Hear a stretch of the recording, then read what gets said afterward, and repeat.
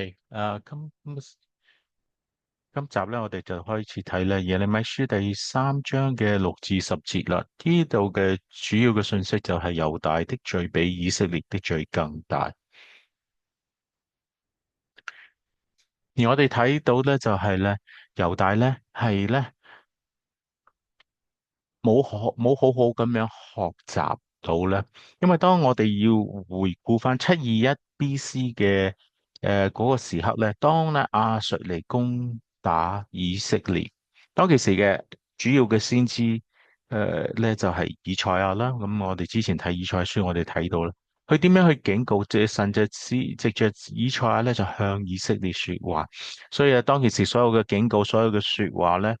當然啦，不單止係北國係會聽到，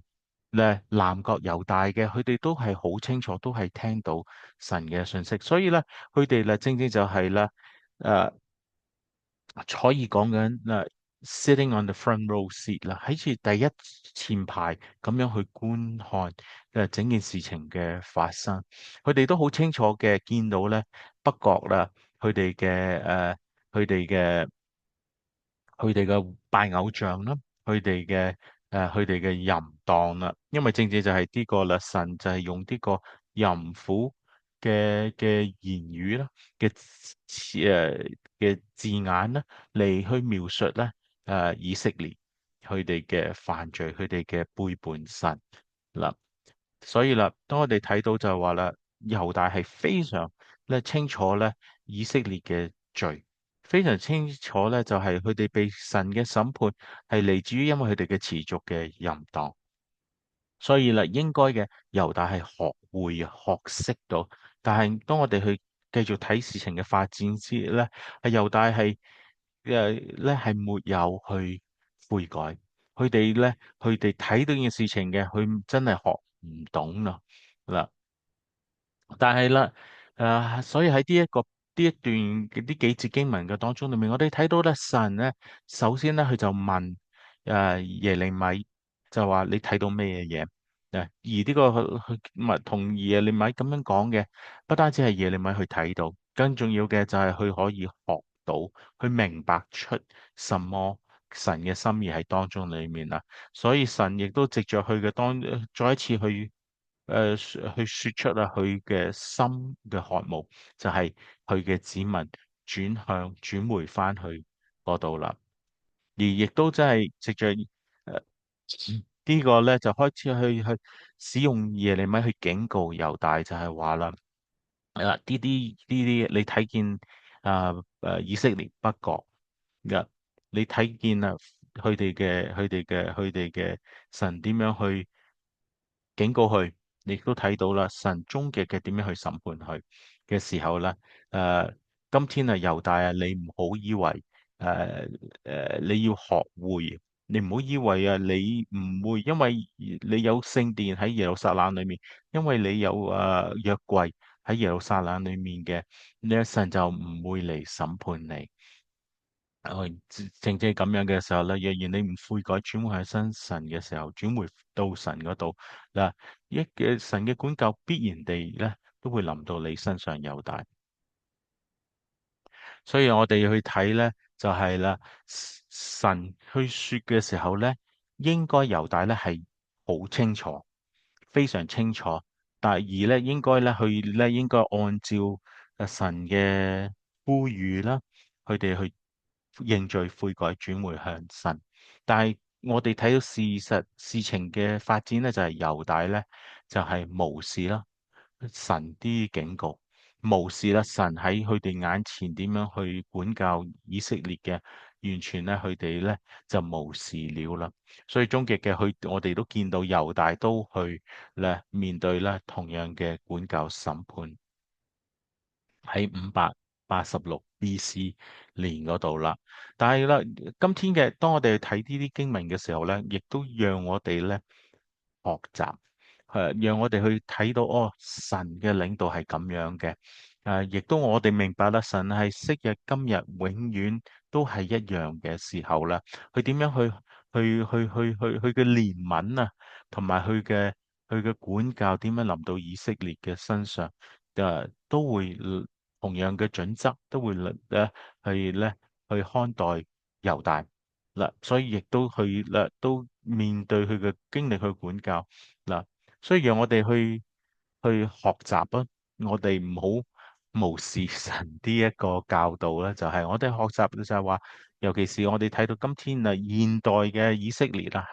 同埋喺末後嘅以色列嘅時候咧，佢哋咧可以藉着呢啲事情咧學習什麼？尤其是喺末後嘅時候啦，我哋都要考慮到啦，基督嘅身體教會啊，都要咧學習同一課嗱，因為啦，我哋都係咧誒，同樣地咧，都係犯咧類似嘅罪，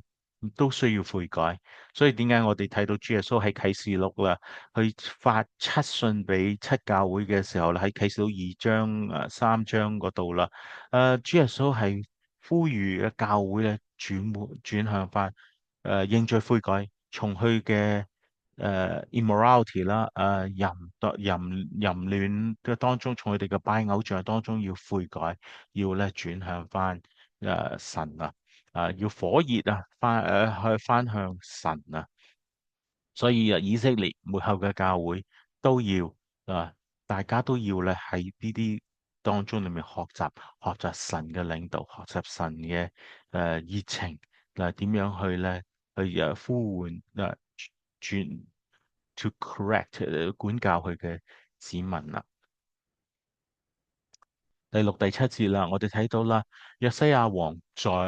在位的時候啦，咁呢個咧就係一個 time stamp 啦，說明咧神幾時講呢句說話啦，就係約西亞王在位啦，咁向耶利米講啦，咁我哋就知道係耶利米嘅事工，佢嘅事工嘅開始嘅時間啦，約西亞王啦開始去改革以色列。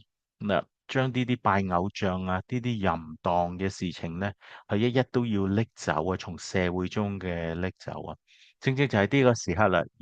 神咧就向耶利米咁樣說話啦。耶和華又對我說啊，背道的以色列，咁呢度講個北國啦，背道的以色列嘅所行的，你看見沒有？咁就係叫耶利米，你有冇睇到？即係你去思考到咧。以色列北國去做咗咩嘢？佢個背道，佢點背叛神？你有冇睇到？嗱，他上各高山啊，在各青翠樹下行淫啊。因為我哋都知道以色列嘅佢哋咧就喺高山嗰度咧去樹立呢啲偶像嘅偶像啦，樹立呢啲坡啊，呢啲柱等啊嚟拜偶像，同埋祭壇啊，佢哋上高山去獻祭俾啲偶像啦。整個以色列到處都會有呢啲祭壇嘅，拜不同嘅偶像嘅，就係行淫啦。喺神嘅眼中，他行這些事以後，我說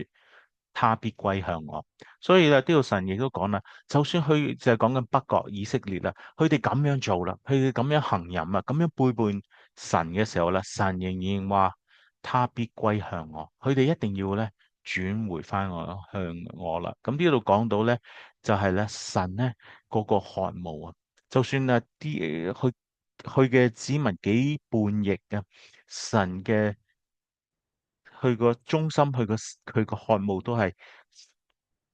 悔改啦，翻嚟啦，翻嚟歸向我啦。呢個係神嘅心意。OK，但係神又講啦，就係話雖然神嘅心意，終極嘅心意都係咁樣嘅時候啦，但係以色列他卻不歸向我，最尾都係做咗，都係拒絕神，不歸向我嘅。所以咧，神嘅審判咧，神嘅管教臨到以色列嘅身上啦。而佢繼續講就係話，他奸詐的妹妹猶大啊，也看見了。咁呢度就講啦，OK，就翻嚟以色列啦，猶大呢一刻嗱，耶利米開始嘅事工喺約西亞王嘅開始嘅時候啦，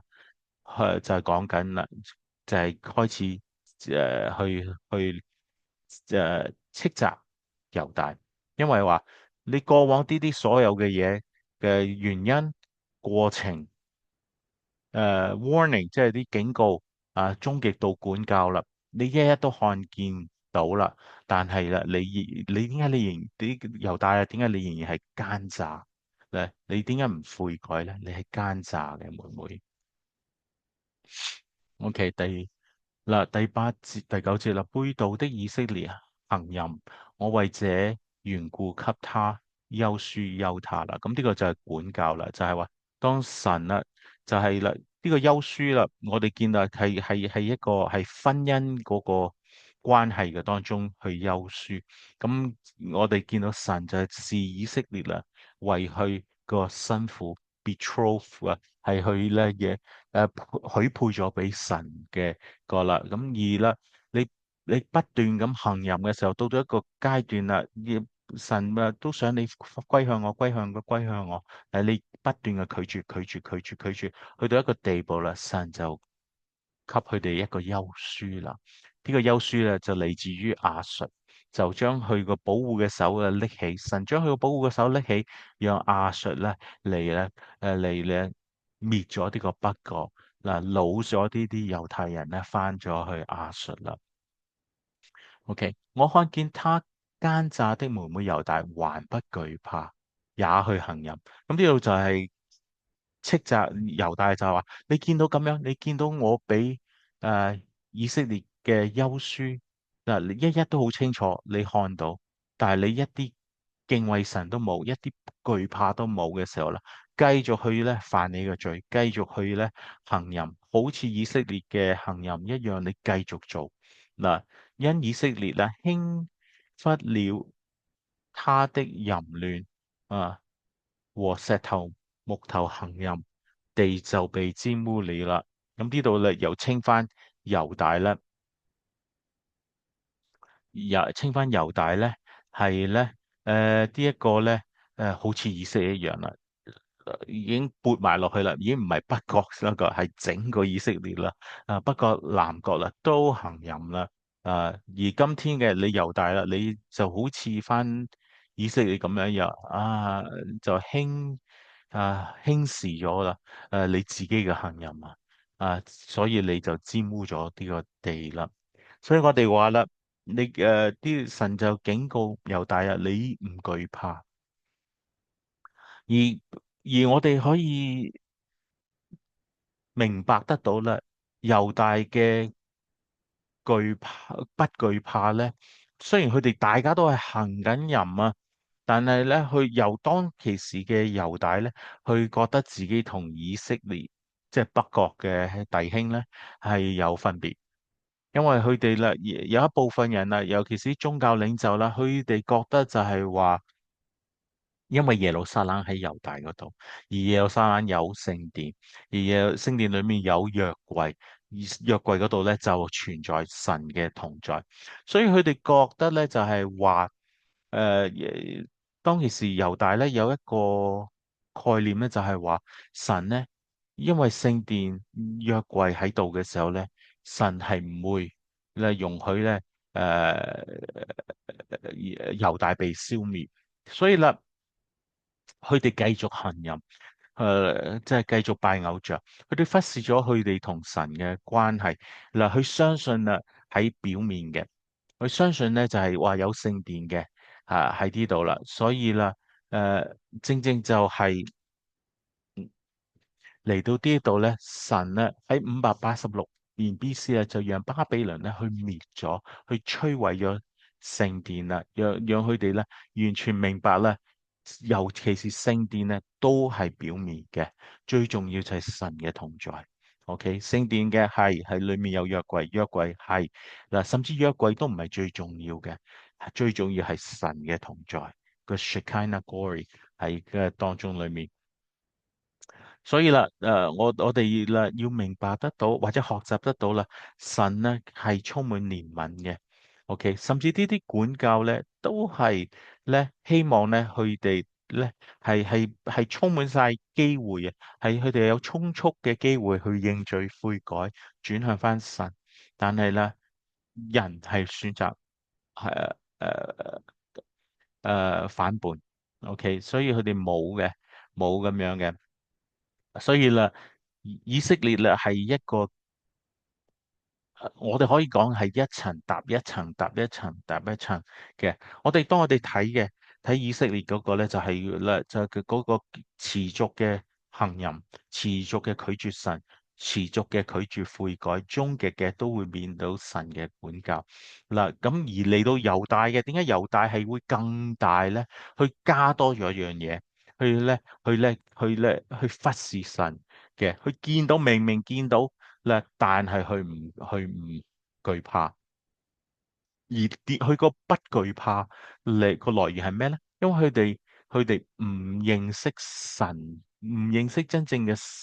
佢哋唔係真正嘅認識神，因為佢哋相信聖殿，佢哋相信約櫃，相信咁樣嘅神嘅同在一定在嘅，但係佢哋忘記就係啦。正正個管教就係當神將佢個同在咧拎走，佢個手拎走嘅時候嘅。所以啦，呢個嘢俾我哋一個提醒，尤其是末後嘅時候啊，當啊以色列重建，我哋要聯想到啦，以色列啦，今天就係表露緊猶大所有嘅犯罪嘅特徵。今天嘅我哋話可以話啦，現今嘅以色列啊，有社會一大部分人咧係屬世嘅。所以今天我哋可以見到咧，以色列最大嘅城市 Tel Aviv 嘅已經成為全世界嘅同性戀最大嘅同性戀遊行，亦都我哋明白以色列今天嘅，所以佢哋裡面嘅係非常接受或者活在呢種嘅反叛嘅當中裡面啦。咁佢哋話，佢哋係咪好清楚呢樣嘢？係唔得神嘅喜悅啊？我相信咧係非常清楚，尤其是喺猶太人喺佢哋嘅成長當中裏面啊，神必然係讓佢哋嘅，但係佢哋輕視咗神佢哋輕視咗自己嘅罪，輕視咗自己嗰個喺神嘅眼中嘅行淫啊！呢啲正正就係今天嘅現代嘅以色列係活喺呢一個。同樣地嘅，我哋睇到咧宗教嘅 religious 嘅 Israel today，佢哋咧都喺咧，佢哋期待重建第三嘅聖殿。啊、當我哋去向前看嘅時候咧，終於呢一樣嘢會發生，一定會重建嘅第三聖殿，第三個聖殿一定會重建嘅時候咧，我哋可以睇到嗰個情況嘅時候咧。宗教 religious Israel 宗教嘅以色列，佢哋會依靠，佢哋會相信咧，起咗第三個聖殿，神嘅同在就翻嚟啦，佢哋就有呢個絕對保護嗱。我哋可以再深入啲睇嘅時候，佢哋就覺得佢哋有平安，但係嗰個係虛假嘅、虛構嘅平安啊。所以啦，喺一個好短暫嘅時間，佢哋有平安，佢哋開始佢哋獻祭嘅時候咧，直至到敵基督咧進入聖殿去毀壞，做可憎而毀壞嘅事情啦，停止所有嘅獻祭嘅時候啦，嗱呢一個情景咧，正正就係啦，我哋要明白啦，今天以色列721經歷嘅，猶大586經歷嘅，以色列70 AD 再經歷嘅，我哋會睇到不遠嘅將來啊，當第三聖殿重建嘅時候咧，以色列嘅狀態咧會非常類似，同樣地嘅。所以今天我哋祈求就話以色列要學習啊，從721 BC 學習，從586 BC 學習，從70 AD 學習嗱，點樣去回應神喺嗰個時刻。所以啦，唔好輕忽了他的淫亂，自己嘅罪啊，誒，唔好輕視啊，所以因為呢啲一一嘅導致到咧猶大咧同神嘅關係咧好冷漠，佢哋感覺唔到神，佢哋聽唔到神嘅聲音，甚至啦，神藉着耶利米去佢哋去警告整個以色列嘅時候，佢哋點樣看待耶利米啊？將佢掉落去監獄裏面，掉落去呢個水坑裏面咁樣嘅看待啊！看待咁樣去看待耶利米，就係咁樣看待神嘅話語、神嘅警告嗱。所以第10節啦，誒、